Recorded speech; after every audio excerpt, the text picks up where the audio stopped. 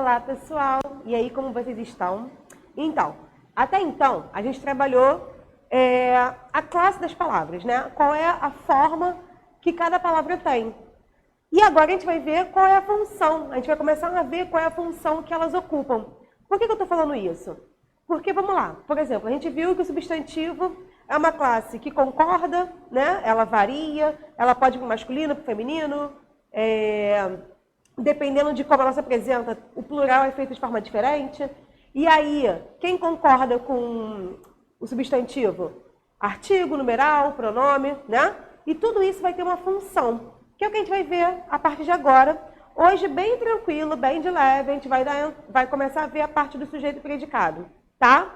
Mas bem tranquilo, porque assim, cada palavrinha, o artigo, o pronome, a preposição, todos eles ocupam uma função sintática. E a gente vai começar a fazer essa análise, tá? A gente vai começar pelo tipo de sujeito. Só que hoje, eu só quero que vocês vejam como que eles podem se apresentar. A classificação eu não vou apresentar hoje para vocês, tá? Porque senão vai ficar muito conteúdo num vídeo só e a minha ideia é que vocês entendam tudo parte por parte, beleza? Vamos lá. Por que a gente está falando de análise sintática? Justamente porque cada palavra tem a sua função, né? Ela tem o que desempenhar na frase. E aí, para poder falar de análise sintática, eu vou relembrar um pouquinho com vocês os conceitos de frase, oração e período, tá? Então, assim, qual é a nossa ideia a partir de agora? É analisar no período, na oração, né?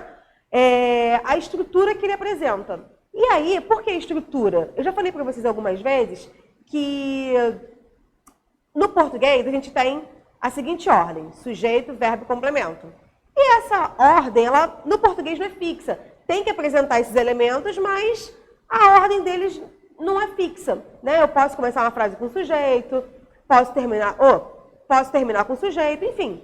Depende aí de como eu vou estruturar o meu período, tá? E isso também tem tudo a ver com a análise sintática. Eu sabendo qual é a função de cada palavra, vou saber aonde eu posso colocar cada uma, se eu preciso de colocar vírgula ou não depois delas, dependendo de onde eu coloque, tá bom? Então, vamos lá. Lembrando, frase. O que é frase? É qualquer conjunto de palavras. Não é. Tá? A frase ela tem que ter sentido. Não adianta eu pegar assim, por exemplo, caminhão, cadeira, computador. O que é isso? Né? Não tem sentido. Então, não é qualquer agrupamento de palavras que vai ser uma frase, tá bom? A frase é uma sentença que tem sentido completo, tá? E ela pode ou não ter verbo. E aí a gente vai ter a frase verbal ou a frase nominal. A frase verbal é que vai conter o verbo. Por exemplo, como eu coloquei aqui. Olá, eu estou bem. Esqueci o pontinho ali, mas tem que ter um ponto, tá? Porque eu tenho o verbo estou, né? O verbo estar está conjugado ali. Eu estou bem. E a frase nominal? Tudo ótimo. Tudo ótimo, silêncio, né? São frases que não têm verbo, mas têm sentido completo. Não é uma palavra solta aleatória, tá? O que é oração? Oração já é a sentença que o sentido gira em torno do verbo. Não é só, professor, então é a frase que tem verbo? Ok, pode ser, não tem problema nenhum. Você só tem que entender que na oração, todo o sentido que ela carrega gira em torno do verbo, tá? A gente vai começar a ver que o verbo é a parte mais importante do nosso enunciado, tá? Se ele existir, né? No caso da frase nominal, ele não vai existir. E sem ele, não existe análise sintática, tá? Porque eu não vou ter sujeito, eu não vou ter predicado. E aí os elementos que compõem o sujeito, que podem compor o sujeito, como núcleo do sujeito, adjunta de nominal, os elementos que compõem o predicado, verbo, complemento, adjunta adverbial, não vão existir. Então eu só vou ter análise sintática, que é verificar as funções das palavras se eu tiver verbo, tá bom? Eu posso ter também uma oração formada só pelo verbo? Posso. Quando eu falo assim, vamos, eu só tenho um verbo. Não tem significado? Então eu tenho uma oração, tá bom? A oração, então, o que é? É a sentença que gira em torno do significado do verbo, ok? E o período? O período já é a reunião de uma ou mais orações, tá? E aí eu vou ter período simples ou período composto, ok? Período simples quando eu tiver um verbo, uma oração. Período composto quando eu tiver duas orações ou mais. E aí, no período composto é que a gente vai entrar naquele lancezinho que eu falei para vocês da conjunção. Se eu vou usar conjunção coordenada, conjunção subordinada, mas esse papo é para depois, tá? eu preciso só que vocês lembrem que o período simples contém uma oração e o período composto duas ou mais, ok? Eu coloquei um exemplo aqui para vocês. Trabalhamos muito hoje, né, em que eu tenho o verbo trabalhar, só um verbo, e no período composto, trabalhamos muito e terminamos o projeto. Trabalhamos e terminamos, são os verbos, ok? Beleza, então vamos continuar. Aqui eu coloquei 3 exemplos que estão até no livro de vocês, para vocês verem como que a estrutura do meu enunciado pode mudar, e com isso eu vou acumular as funções sintáticas. Olha só, quando eu falo assim, ó, incêndios matam, eu tenho um verbo, né? Eu tenho o que está sendo o sujeito, que é incêndios, e o que eles fazem? Matam, ok? Beleza, incêndios matam. Mas eu posso dar mais informação sobre isso? Posso deixar meu enunciado mais, digamos, com mais informação? Posso. Porém, quando eu faço isso, eu crio mais funções sintáticas, tá? Porque quando eu crio palavras para poder... Porque elas vão especificar, caracterizar ou completar o meu sujeito ou o meu predicado, eu estou criando mais funções sintáticas, tá? Olha aqui na de baixo. Incêndios matam animais. Eu estou dizendo o que matam e o que está sendo morto, né? Eu estou dizendo quem é que mata os animais, ou seja, eu tenho quem faz e quem sofre a ação, beleza? No último, os incêndios florestais matam muitos animais silvestres, ou seja, eu especifiquei e determinei o tipo de incêndio, porque eu coloquei artigo e um adjetivo. O verbo matam muitos animais silvestres. E eu especifiquei também quais são os animais. Não é qualquer animal. Não é o meu bichinho que mora na minha casa, por exemplo, o meu pet. Não, são os animais silvestres. Os animais que moram na floresta. Tá? Então, repare que quando eu tenho um enunciado mais completo, eu tenho um acúmulo de função sintática. E isso é super normal. E é isso que a gente vai começar a trabalhar. A gente vai começar a ver qual é a função sintática do os, do incêndios, do florestais, do matam, de tudo, tá bom? A gente pode ver o quê? Que incêndios e matam, né, que foram as duas palavrinhas que iniciaram, né, que eu fiz, incêndios matam animais, e os incêndios florestais matam muitos animais silvestres. Eles se mantiveram aí, porque a ideia era essa, mostrar para vocês que dependendo de como eu organizo a minha oração, né, cada termo vai ter uma função sintática diferente, tá? E aí, o sujeito, eu posso ter sujeito, dentro do sujeito posso ter adjunto nominal, no predicado eu vou ter a classificação do verbo, vou ter complemento ou não, né, que é o objeto direto, objeto indireto, complemento nominal, tá? Aposto, vocativo. Então, essas funções a gente vai começar a ver a partir de agora, tá bom? Vamos lá. Sujeito e predicado. O que é sujeito? O que é predicado? Ah, professora, sujeito é todo mundo que faz uma ação. Nem sempre, tá? Nem sempre o sujeito vai ser uma pessoa. O sujeito pode ser uma coisa, né? A gente só tem que lembrar que o núcleo do sujeito vai ser um substantivo ou um pronome. Sempre, sempre, sempre. E pronome reto, tá? Pronome oblíquo nunca. Não vai começar com preposição, não vai ter crase. Então, já tem esse olhar diferenciado, tá? Vocês já estão em um nível em que vocês podem observar por esse lado, tá? Observando as formas que as palavras estão apresentando. Então, vamos lá. Sujeito é tudo que eu posso falar, tá? Diretamente sobre o verbo.